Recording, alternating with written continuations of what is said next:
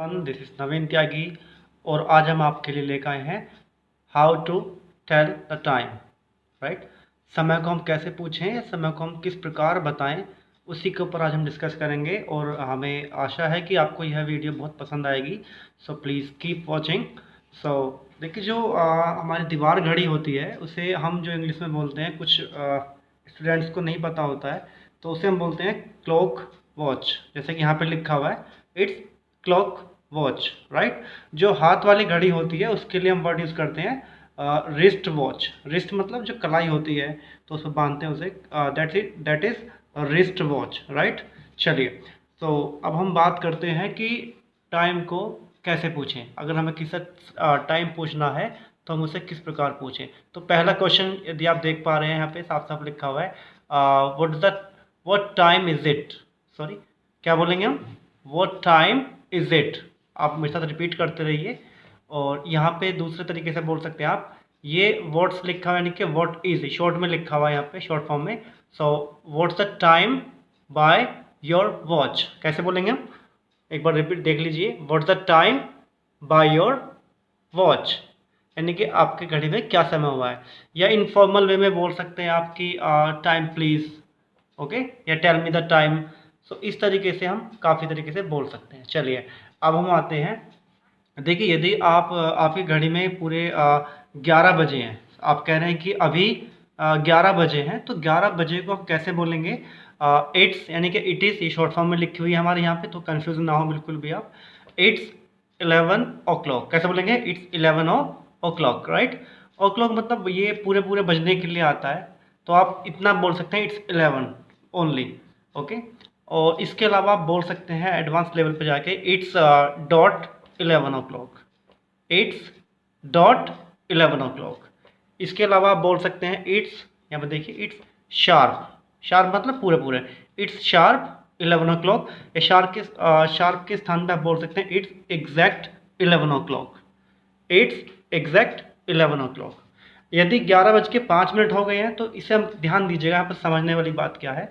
सबसे पहले हम मिनट को बोलेंगे, ठीक है। जैसे कि 11:05 हो गई हैं तो बोलेंगे इट्स, यानी कि इट इज़, इट्स 5, ये मिनट के लिए आया है, इट्स 5 past 11, यानी कि जो घंटे हैं वो लास्ट में आएंगे हमारे, ठीक है। एक बार देख लीजिए, 11:05 हैं तो इट्स 5 past 11। और 11:10 हो गई हैं तो हम बोलेंगे इट्स 10 यानी कि 10 मिनट है हमारी पहले आएंगी और घंटे हमारे बाद में आएंगे, इट्स 10 past 11। यहाँ पे पास्ट के स्थान पे आप आफ्टर भी यूज़ कर सकते हैं, ठीक है। It's up to you. Right, यदि आप बोल रहे हैं कि 11:15 हो गई है, यानी कि 11:15 बज गए हैं, दो तरीके से बोल सकते हैं इसे। तो इट्स 15 past 11, यानी कि 15 मिनट को आप 15 बोल सकते हैं। और यदि आप बोल रहे हैं कि 11:15 बज गए, यानी कि इनफॉर्मल में हम बोल रहे हैं, तो आप बोलेंगे, देखिए 15 मिनट को हम क्वार्टर बोलते हैं। क्या बोलते हैं? जो एक हिस्सा होता है हमारा, एक चौथाई, तो उसे हम क्वार्टर बोलते हैं। इट्स क्वार्टर past 11, ठीक है। इसके अलावा देखिए आप यहाँ पे 11:30, यानी 11:30 को हम कैसे बोलेंगे? 11:30 बोल देते हैं, तो इसे बोलेंगे इट्स हाफ past 11।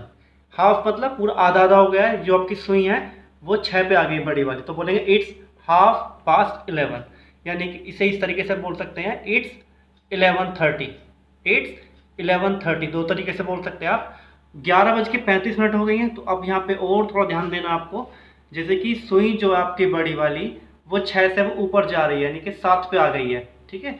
तो 11:35 हो गई है, लेकिन हम इसे बोलेंगे इट्स 25 to 12, यानी कि देखें तो 11:35 को जो समय दिखा रहा है, यानी कि वो इनडायरेक्टली ये दिखा रहा है कि 12 बजने में 25 मिनट हैं, तो आप बोलेंगे इट्स 25, यानी कि देखिए दोबारा से मिनट पहले आएंगी, लेकिन 12 बजने में 25 मिनट हैं तो 2 लगा देंगे, इट्स 25 to 12, यानी कि 12 में 25 मिनट है, ठीक है। देखिए फिर आप 11:45 हो गई है, इट्स, अब देखिए 11:45 मतलब हो गई है, इसे हम ऐसे बोलते हैं कि 11:45 बज गए हैं, ठीक है। तो 11:45 को हम इस तरीके से बोल सकते हैं, इट्स 15 to 12, इट्स 15 to 12, या इट्स क्वार्टर टू 12, कैसे बोलेंगे? It's quarter to 12। यदि 11:55 हो गई हैं ठीक है। अब इस 11:55 को ऐसे बोलते हैं कि 12:05 है। तो आपके पास दो तरीके बोलने के, आप दोनों तरीके से बोल सकते हैं, ठीक है। तो 11:55 को बोलेंगे इट्स 5 to 12, यानी कि 5 मिनट है कितने बजने में, 12 बजने में।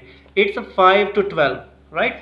और यदि आपको कहना है कि ये 11 बजने वाले हैं, यानी कि बस 1-2 मिनट रह गई है, तो आप ऐसा नहीं बोलते हैं, आप बोलते हैं कि 11 बजने वाले हैं, ठीक है। तो आप बोलेंगे it's 11 to go, it's 11 to go। ये इट्स मतलब इट इज़, बार बार ध्यान दीजिएगा यहाँ पे, ये इट हैज़ नहीं है, इट इज़ है, राइट।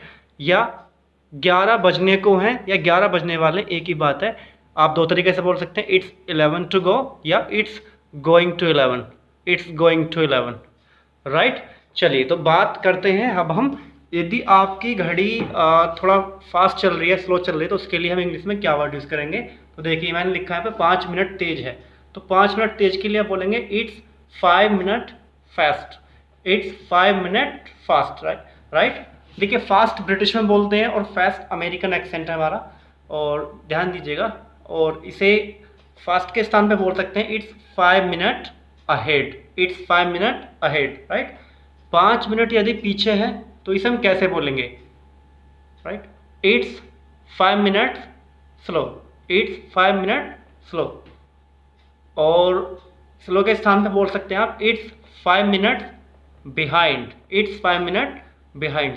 तो घड़ी 5 मिनट तेज चल रही है या आगे चल पीछे चल रही है, तो उस आप टाइम को उस तरीके से बता सकते हैं। चलिए कुछ और छोटी सी जानकारी आपको देना चाहेंगे।